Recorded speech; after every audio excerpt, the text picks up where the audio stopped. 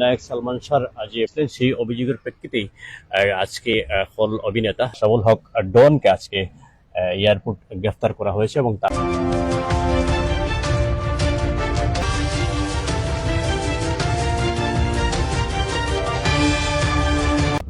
সন্তান এবং বাংলা চলচ্চিত্রের রাজপুত্র সালমান শাহ প্রায় ২৯ বছর ১৯৯৬ সালের ৬ সেপ্টেম্বর সালমান শাহ সেই মামলা এখন পর্যন্ত চলমান আছে এবং সেই মামলাটি আসলে বারবার ঘুরে ফিরে পিআইবির কাছে যাচ্ছে, পিআইবি থেকে বিভিন্ন জায়গায় যাচ্ছে, সিআইডির কাছে যাচ্ছে, সিআইডি থেকে অন্যান্য জায়গায় সহ এটি আসলে এখন পর্যন্ত চলমান। কিন্তু আমরা যদি আপনাদেরকে এটি বলে রাখা খুবই ভালো, কারণ সালমান শাহ হত্যার ২৯ বছর পরও এটি আসলে বিচার প্রক্রিয়াধীন এখন পর্যন্ত সম্পন্ন হয়নি এবং এই বিচারাধীন যেটি আসলে চলমান আছে এবং সেই চলমান অবস্থা থেকেই শেষ পর্যন্ত ৫ আগস্ট পর ২০২৫ সালে তার মামা, যিনি আসলে সিলেটের এই বাসায় থাকেন কুমকুম, তিনি আসলে একটি মামলা দায়ের করেন এবং সেই মামলার আমরা বাংলাদেশ চলচ্চিত্রের যে বর্তমান খল অভিনেতা, যিনি আসলে সালমান শাহর সাথে খল অভিনয়ের পাটে আসলে বেশ অভিনয় করেছেন, আশরাফুল হক ডনকে আজকে রোববার ৯ আগস্ট শাহজালাল আন্তর্জাতিক বিমানবন্দরে তাকে আসলে আটক করেছে বিমানবন্দর। আমরা একজন সিলেটের কৃতি সন্তান নায়ক সালমান শাহ হত্যা করা হয়েছে কিছুক্ষণ আগে আমরা শুনতে পেরেছি। তাই আমরা ওনার বাসার সামনে আসছি, একটু ওনার মামার সাথে কথা বলতে চেয়েছিলাম, হয়তো তিনি বাসায় নেই।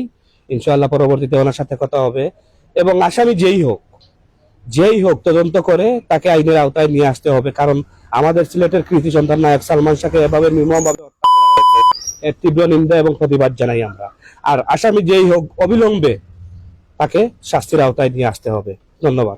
হ্যাঁ, সে যদি অপরাধী হয়ে থাকে এবং তাকে গ্রেফতার এখন করা হয়েছে, হয়তো আমরা সঠিকভাবে জানি না কি কারণে গ্রেফতার করা হয়েছে, কিছুক্ষণ পর হয়তো সেটা আপনাদের মাধ্যমে জানতে পারবো আমরা। যদি সে অপরাধী হয়ে থাকে তাকে অবিলম্বে আইনের আওতায় আনতে হবে, কারণ এইরকম একজন নায়ক সালমান শাহকে হত্যা করেছে, সে পালিয়ে যাবে, আবার তাকে গ্রেফতার করা হবে না। দীর্ঘদিন পরে তাকে গ্রেফতার করা হয়েছে, যাতে তাকে তদন্ত করে তাকে আইনের আওতায় নিয়ে আসা হোক, আমার এই দাবি সিলেটবাসীর পক্ষ থেকে।